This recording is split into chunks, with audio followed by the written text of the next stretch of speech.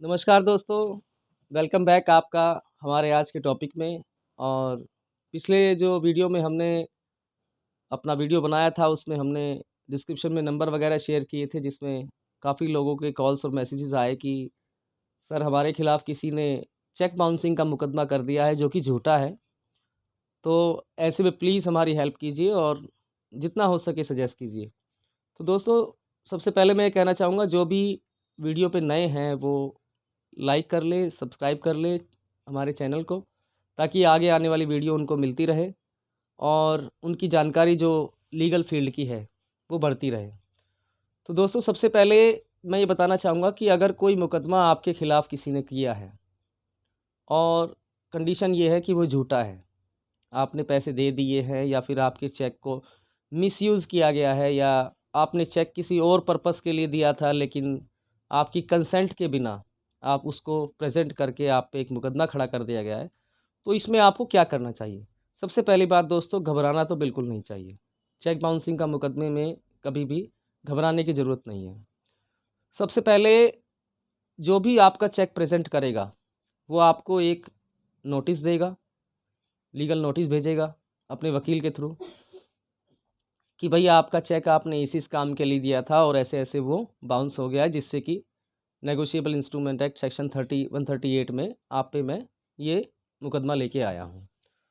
तो आपने सिंपली क्या करना है, अगर तो आपकी कंसेंट के बिना वो चेक प्रेज़ेंट किया गया है, या कोई समय सीमा थी उससे पहले प्रेज़ेंट कर दिया गया, या फिर आप पैसे दे चुके हैं, या फिर आपका चेक मिसयूज़ किया गया है, आपने उस आदमी को दिया ही नहीं है, लेकिन उसने वो चेक आपका किसी और से या किसी गलत तरीके से हासिल करके आप पे मुकदमा कर लिया है। क्योंकि अभी-अभी रिसेंटली हमने 2-3 केसों में ऐसा देखा है, और बाद में वो मुकदमा हमने फ़ाइट किया और उसके बाद में हमने उसको जीता भी।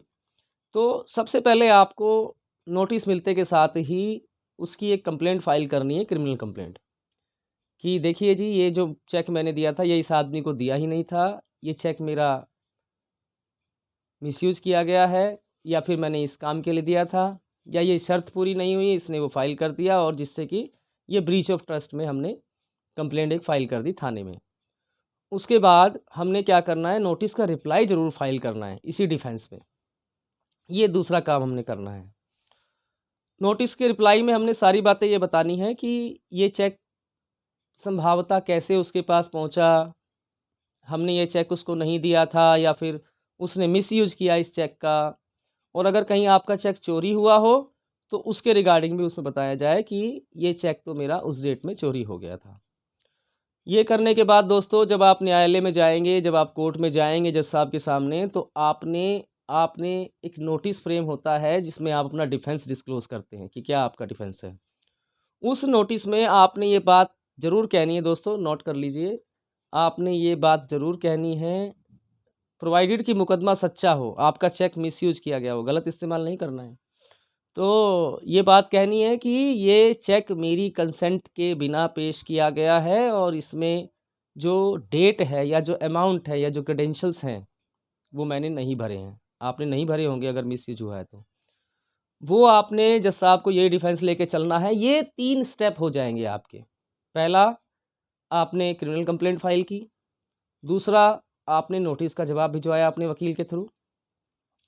तीसरा, आपने जो नोटिस फ्रेम हुआ, जिसमें कि आपको जज साहब ने मौका दिया अपना डिफेंस डिस्क्लोज़ करने का, वो आपने इसमें बताना है।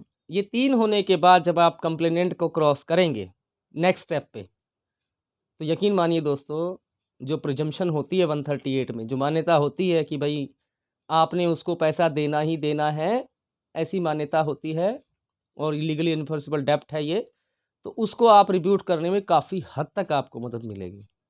और अगर आप ढंग से मुकदमे को लड़ते हैं, अच्छे वकील के संपर्क में आप हैं, तो मैं नहीं समझता कि अगर आपका चेक मिसयूज़ हुआ है, तो आप किसी भी सूरत में केस को इतनी आसानी से हार जाएँगे।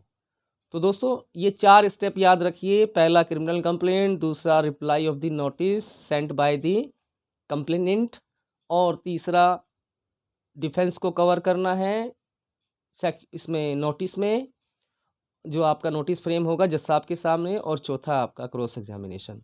ये 4 चीज़ें आप ईमानदारी से फॉलो कर लीजिए। आपको किसी प्रकार की भी डरने की ज़रूरत नहीं है, मुकदमा आप अवश्य जीतेंगे। और दोस्तों, अब मैं आपसे विदा लेना चाहता हूँ। बने रहिएगा हमारे साथ इसी तरह हमारी अगली वीडियो में कुछ अच्छी जानकारी के लिए। और मैं आशा करता हूँ वीडियो आपको पसंद आई होगी, तो लाइक शेयर सब्सक्राइब करें। धन्यवाद। Bye bye.